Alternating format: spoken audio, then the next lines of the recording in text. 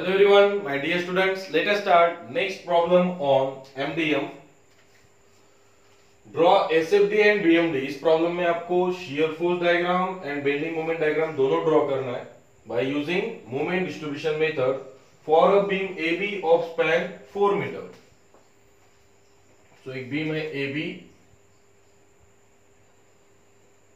उसका स्पैन है 4 metre. Beam AB of span 4 meter.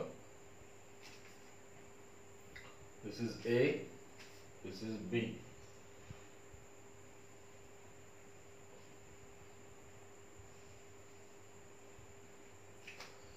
So AB of span 4 meter carrying UDL of 5 kilonewton per meter.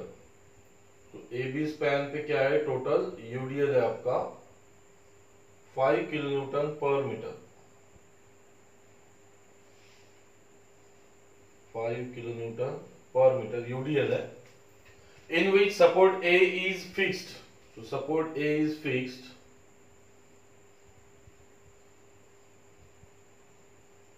Support A is fixed and B is simply supported. Support A fixed है and support B जो है वो आपका simple supported है.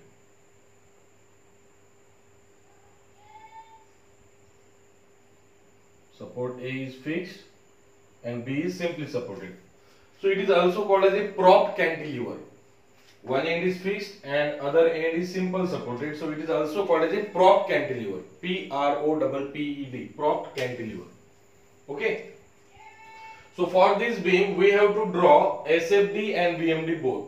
तो आपको shear force diagram and bending moment diagram दोनों draw करना है. तो नीचे जो स्पेस रहेगी आपकी उसे फ्री रखो ताकि आपको दोनों डायग्राम जो है ड्रॉ करने के लिए स्पेस रहे. ओके. तो एमडीएम मेथड क्या बोलती है आपको कि हर स्पैन जो है बीम का आपको as a fix beam assume करके सबसे पहले आपको फिक्स्ड एंड मोमेंट निकालना है. तो write down step number 1, assuming each span as a fixed beam and finding fixed end moment तो सबसे पहले हम लोग AB स्पैन को अज्यूम करेंगे as a fixed beam.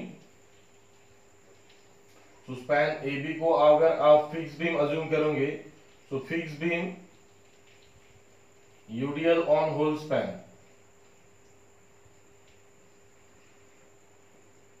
UDL on whole span इस तरह से दिखाई देगा आपको. ठीक है. तो आपको fix end moment MAB and MBA निकालना है फॉर स्पैन AB. तो कैसे निकालेंगे? Moment fix end moment MAB anti clockwise negative WL square by 12 for fixed beam UDL on whole span. The fixed end moment is WL square by 12 and MBA according to Hardy cross sign convention clockwise is assumed to be positive. WL square by again 12. So UDL is 5, length is 4 square by 12. So which is equal to 5 into 16. Check करो बेटा कितना आ रहा है. 5 into 16 by 4 sorry by 12 6.66 to 6.67 kilo newton metre. But ये आपको मिलेगा बेटा minus. ठीक है. और ये आपको मिलेगा plus 6.67 kilo newton metre. Check कर लो एक बार सभी लोग. So assuming each span of a beam as a fixed beam and finding the fixed end moment that is MAB and MBA. Okay. Now step number 2 is stiffness factor.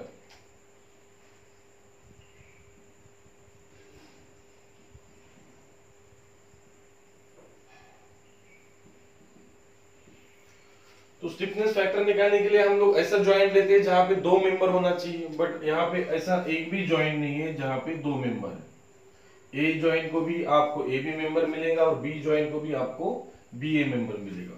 तो a joint के लिए आपको निकालने की जरूरत नहीं है stiffness factor, हम लोग निकालेंगे फॉर जॉइंट बी।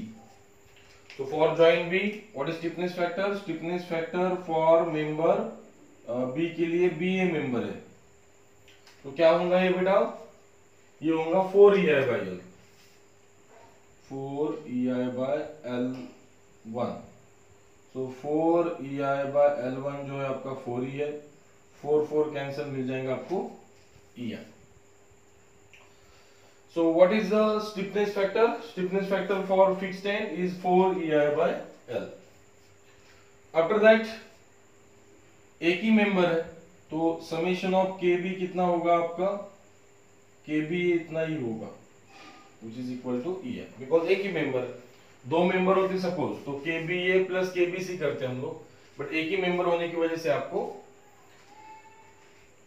KB होगा आपका summation of K। After that आपको फाइंड आउट करना होगा डिस्ट्रीब्यूशन फैक्टर।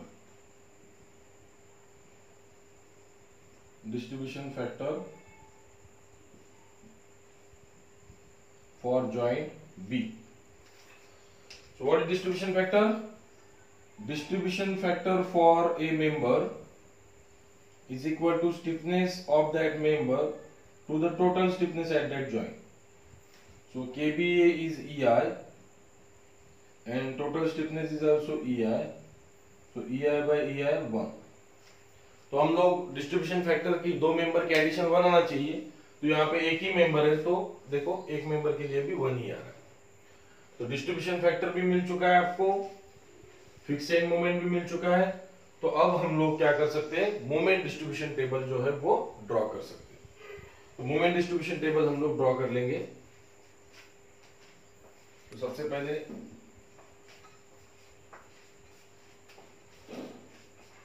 ड्रॉ करेंगे मोमेंट डिस्ट्रीब्यूशन टेबल।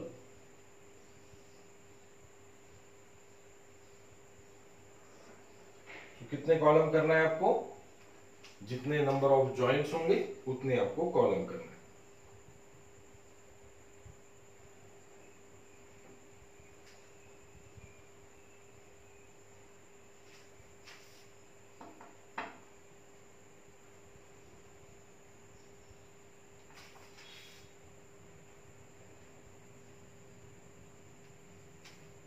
ठीक है, जितने नंबर ऑफ कॉलम्स होंगे उतने नंबर ऑफ जॉइंट्स करना है आपको। सॉरी, जितने नंबर ऑफ जॉइंट्स होंगे उतने नंबर ऑफ कॉलम्स। तो ये पहले 4 रो तो आपके फिक्स रहेंगे। तो पहले 4 रो में जॉइंट, मेंबर, डिस्ट्रीब्यूशन फैक्टर और फिक्स एंड मोमेंट, ये पहले 4 जो है ये आपके फिक्स रहेगी। ठीक है,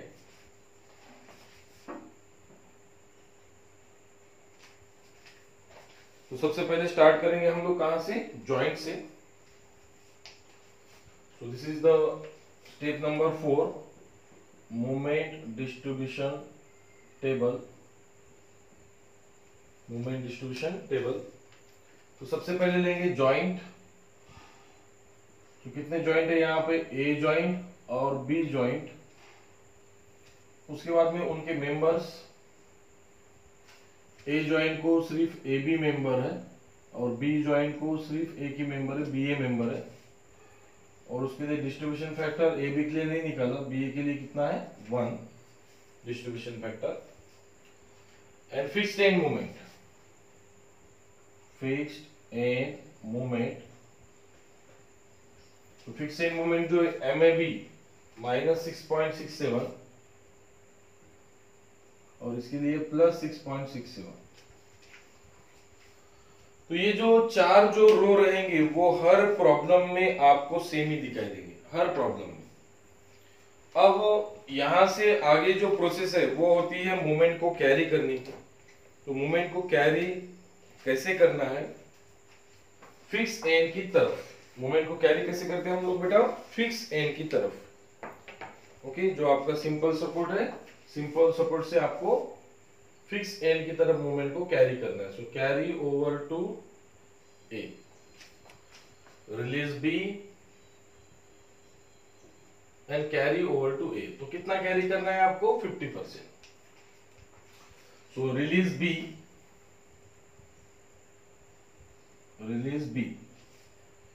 तो B को रिलीज करते समय अपोजिट साइन,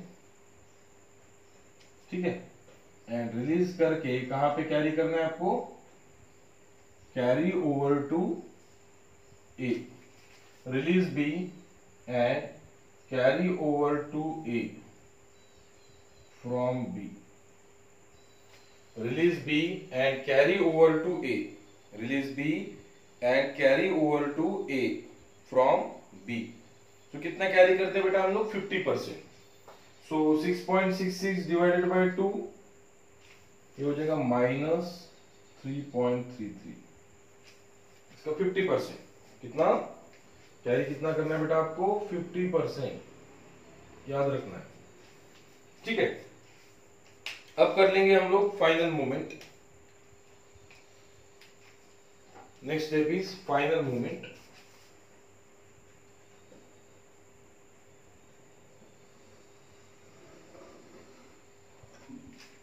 ठीक है, तो यहाँ पे बैलेंस करने की जरूरत नहीं गिरेगी हमें, क्योंकि ऐसा जॉइंट ही नहीं है जिसे दो मेंबर है, तो बैलेंस करने की जरूरत नहीं है आपको। डायरेक्ट आप लोग फाइनल मूवमेंट लिख सकते हो अभी। तो फाइनल मूवमेंट -6.67 -3.33 -6.67 -3.33, तो ये मिलेगा बेटा आपको -10, और +6.66 -6.67 0। so these are the final movement। तो फाइनल मूवमेंट मिलेगा आपको यमे, फिक्स एंड मूवमेंट यमे -10, एम भी 0। तो 0 करेक्ट है बिकॉज सिंपल सपोर्ट है, सिंपल सपोर्ट है एंड पे, so there is no generation of support movement। जब भी सिंपल सपोर्ट रहेगा एंड पे आपका, तो सपोर्ट मूवमेंट जो है वो डेवलप नहीं होता है, जनरेट नहीं होता है। That is the advantage of simply supported beam. तो सिंपली सपोर्टेड जब सिंपल सपोर्ट होता है तो जो एडिशनल जनरेशन ऑफ मूवमेंट है एंड पे वो नहीं दिखाई देगा आपको, but in case of fixed support वो आपको जरूर मिलेगा, जैसे कि आप यहाँ पे देख रहे हो। सो फिक्स एंड मूवमेंट जो मिलेंगे आपको, सपोर्ट मूवमेंट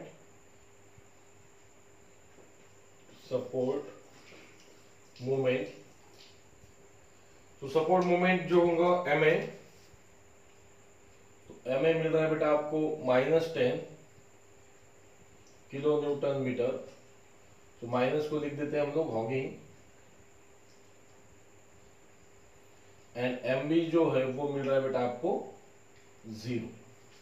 ठीक है, तो ये हुआ सपोर्ट मूवमेंट फाइंड आउट करना। तो सपोर्ट मूवमेंट फाइंड आउट करने के बाद में नेक्स्ट प्रोसीजर होगी बेटा आपकी drawing SFD and BMD, shear force diagram and bending movement diagram आपको ड्रॉ करना पड़ेगा। तो बेंडिंग मूवमेंट डायग्राम के लिए आपको fix and bending movement diagram and free bending movement दोनों पता होना चाहिए। तो free bending movement diagram draw करने के लिए आपको क्या अज्यूम करना होता है? आपको बीम को सिंपली सपोर्टेड अज्यूम करना होता है। Assuming the span of a beam as a simply supported beam। So write down step number 5, assuming each span as a simply supported beam and finding free bending moment। तो आपको इस AB को simply supported assume करना है।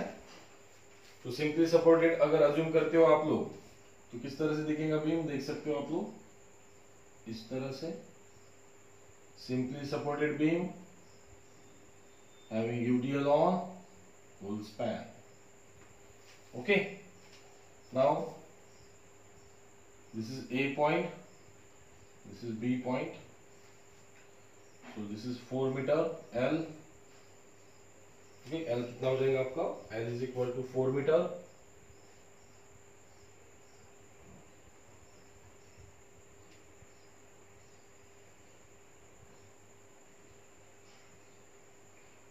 and UDL is equal to 5 kilonewton per meter।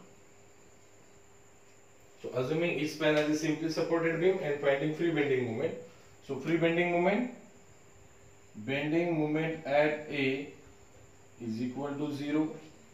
Bending moment at point B is also equal to 0 because simple support है. And अगर maximum bending moment निकालोगे आप लोग, simply supported beam UDL on whole span which is equal to WL square by 8. WL square by 8. तो UDL है 5, length है 4 square by 8. So 4 square is 16. 8 2s are 16. So 2 5s are 10 ही मिलेगा. Check कर सकते हो बेटा आप, फ्री बेंडिंग मोमेंट में कितना मिल रहा है आप लोगों को, 10 ही मिल रहा है. Now how to draw the BMD. तो मैं नेट बीएमडी डायरेक्ट ड्रॉ करता हूं. नेट बीएमडी में क्या होता है, दोनों कवर हो जाएंगे आपके, free bending moment and fix bending moment दोनों. तो सबसे पहले ड्रॉ करेंगे base line, that is A B. एक बेस लाइन ड्रॉ करेंगे. तो सबसे पहले फ्री बेंडिंग मोमेंट ड्रॉ करेंगे. ए पे 0, बी पे 0, ए पे 0, बी पे 0 और मैक्सिमम जो बीच में होगा दैट इज 10. कहां पे होता है, exactly at the mid span. UDL अगर पूरे बीम पे है तो मैक्सिमम बेंडिंग मोमेंट कहां पे होता है, exactly at the mid point. तो ये हुआ बेटा आपका maximum bending moment 10 kilo newton metre. So that is called as a mu diagram. Okay.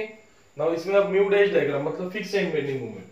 MA 10 MB 0 तो फिक्स एंड है, MA 10 ही है तो ये 10 है तो ये भी आपको 10 ही बताना पड़ेगा, बट इट इज माइनस. और MB जो है बेटा that is equal to 0. Okay. So MA 10 and MB is equal to 0. ठीक है. So this is the negative part and this is the positive part. ये दोनों भी coincidentally सेम ही आ रहा है. Fix end moment at A and maximum moment ये दोनों भी सेम ही आ रहे. So that is the overlapping part. जो पार्ट ओवरलैप नहीं हो रहा है आपका that is positive and this part is negative. This is the overlapping part. तो this is called as a net bending moment diagram क्योंकि इसमें आपने फ्री एंड फिक्स दोनों भी ड्रॉ किए हुए. सो this is the bending moment diagram. But आपको साथ में बोला है शियर फोर्स डायग्राम भी आपको ड्रॉ करना है. तो शियर फोर्स डायग्राम ड्रॉ करने के लिए आपको रिएक्शंस पता होना जरूरी है. शियर फोर्स डायग्राम ड्रॉ करने के लिए आपको रिएक्शंस पता होना जरूरी है. तो सबसे पहले आपको क्या निकालना चाहिए, रिएक्शंस निकालना चाहिए. तो रिएक्शंस कैसे निकालेंगे,